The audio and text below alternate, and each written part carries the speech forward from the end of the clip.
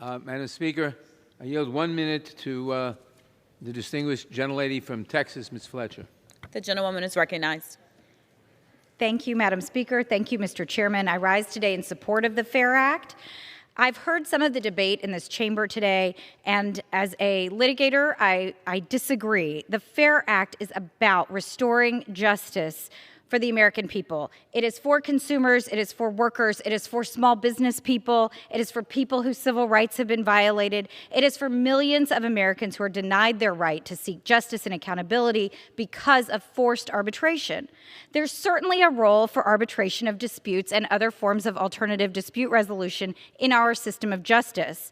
I know this from my own experience representing individuals and organizations in the courts and before arbitrators.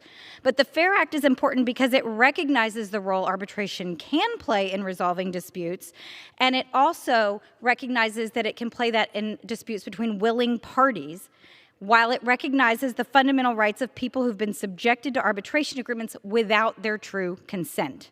The FAIR Act protects the freedom to contract, the freedom of choice, and the freedom granted in our Constitution, including the 7th Amendment. For these reasons, I urge my colleagues to vote yes, and I yield back.